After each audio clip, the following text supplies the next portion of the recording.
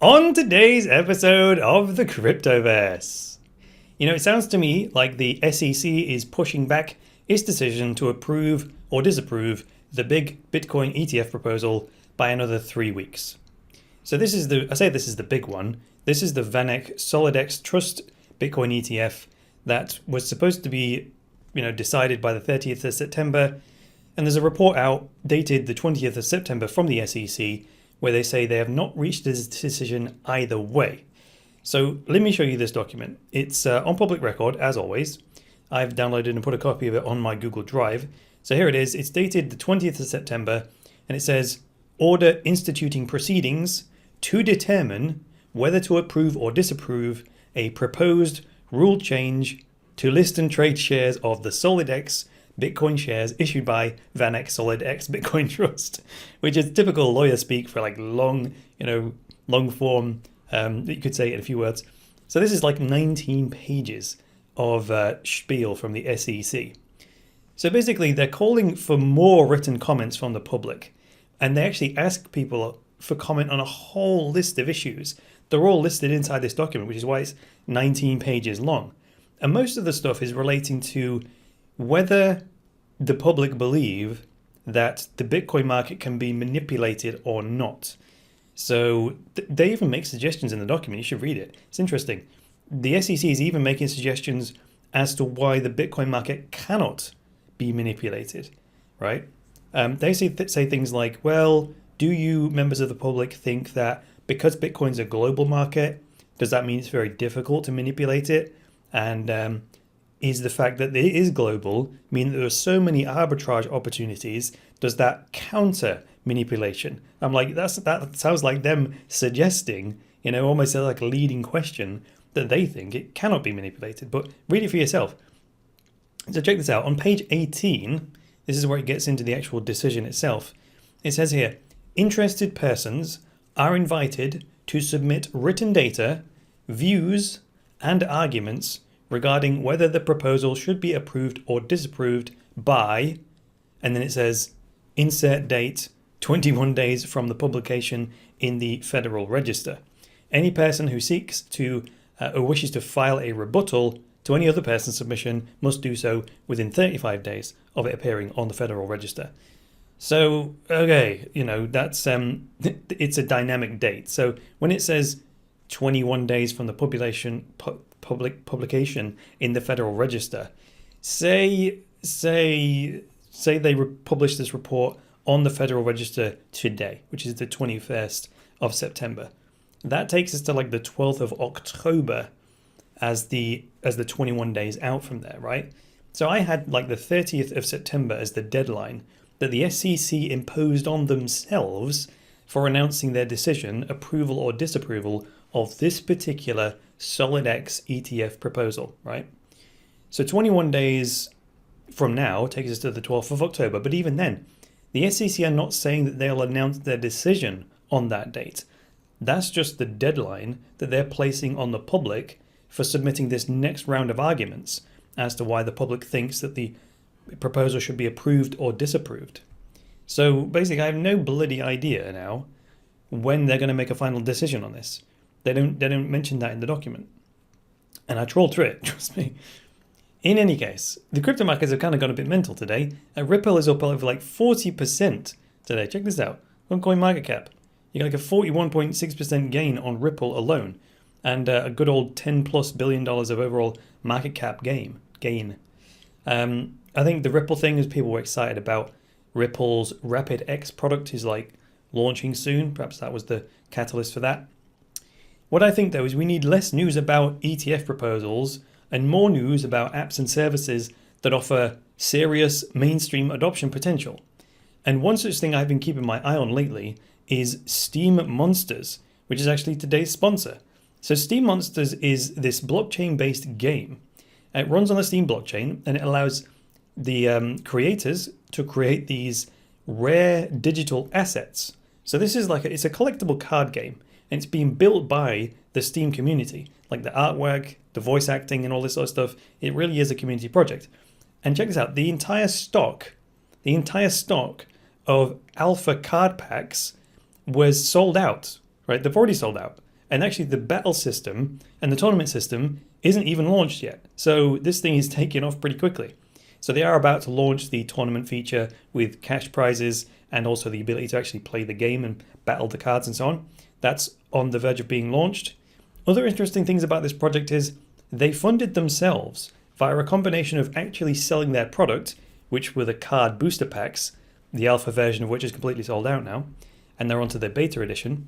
And they also did a bit of funding on a Kickstarter campaign, but there's no sign of an ICO anywhere. So I personally am about 5 cards short of completing the entire alpha set, and I do genuinely think this game has serious potential to get mainstream adoption. So head over to thecryptoverse.show, click on sponsors, and you can learn more. And there you'll find my referral link, so that if you buy some booster packs, that'll help support the show. So if you hate ads and sponsor spots and you want to remove them, you now can do by signing up as a patron, a Patreon. So if you go over to the website, click on support the show, you can sign up as a patron and get ad-free episodes of the Cryptoverse before anyone else gets them. Next, big EOS news. Let's go over to the Medium blog of Liquid EOS, which is actually Bancor. So Bancor have a block producer on the EOS network called Liquid EOS, and they're announcing Bancor X launching on EOS. So Bancor was one of the biggest ICOs of all time, right? You remember that? It was huge. And they're close to launching the Bancor X app on EOS. So Bancor created this algorithm, right, that their platform uses. This is really the key thing that they created. And the Bancor algorithm, it uses a platform's core token to create a pool of liquidity and effectively removes the need for an exchange. So I studied the Bancor thing during their ICO. I looked at it in depth. I never did quite get my head around the math, but that's not really my area. But I understand how it works conceptually. Now, what results is like a shapeshift style application that allows you to convert almost any coin to almost any other coin. Right? In fact, I'll show you the Bancor system. It's bancor.network. So this is what it looks like. This is the Bancor web app that's running on Ethereum. And you see, it's just like shapeshift. You say, I want to pay with Ethereum or any one of the ERC20 tokens that are supported, basic attention token, the DAI token, any of these things. So Gnosis, for example, change Gnosis into Storm tokens and away it goes. And you can see the current market depth, liquidity, and all that sort of stuff that the Bancor algorithm is able to create. So you can see that all those tokens are there, and you can exchange one for another. What's amazing is that the Bancor algorithm takes care of the liquidity of cross pairs. So a cross pair meaning that one ERC20 token can be traded for another one without having to go like basic attention token, trade it into Ethereum, and then trade Ethereum into, say, Gnosis. Right? The Bancor algorithm creates the cross token liquidity. So you can just go straight from basic attention token to Gnosis to whatever, Storm tokens or whatever. So this means they have ended up with like 7,000 different trading combinations on the Bancor network. So they launched it on Ethereum, and it's working. Great. What they're doing now is launching their EOS version of this called Bancor X.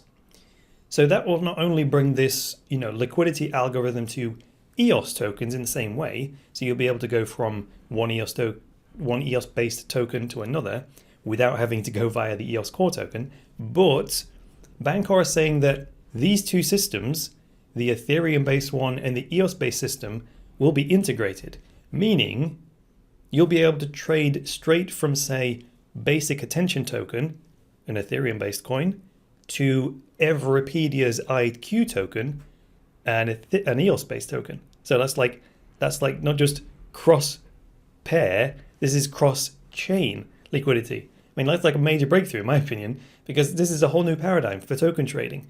Because it's not only traded directly on the blockchain, it's traded cross-blockchain now with no deposits, no central servers will store your coins, and the Bancor algorithm providing the liquidity means there's not even a need for an exchange order book to match buyers and sellers. I know it sounds too good to be true, but you can try it out for yourself on Ethereum right now. It's working. It's been working for a while. So it's a completely different paradigm for trading tokens. So all they're doing now, Bancor, is adapting the technology for EOS and then linking the two systems together. So this looks like Bancor's plan, actually. They're going to systematically roll it out to the most popular blockchains in the same way. So we're going to get like cross blockchain liquidity with the same sort of system. So this is kind of exciting stuff. So they started with Ethereum, and then the next choice is EOS. No idea what they're going to go for next, but of course I support EOS being the next platform that they go for. But really, the cross-chain stuff, I need to see that for myself. I actually need to do it, experience it, because until then, I'm still kind of like, seems too good to be true, right? Anyway, thanks very much for joining me today, guys. If you like this episode, go ahead, hit the like button. If you disliked it, hit the dislike button. Please leave me a comment below with some feedback and get subscribed. And if you would like access to my very best material, such as my structured online courses, well, you can check out my website, cryptoversity.com, click on courses, and you can take any one of these online courses that I've created for your educational delight. If you want to follow me on the social networks, go to the podcast page, and all the social networks are listed there for you. I will see you later on today for the weekly live stream where we have Mance Harmon from Hedera Hashgraph coming in as the guest, so make sure you're there for that. Until then, it's me, Chris Coney, saying bye for now.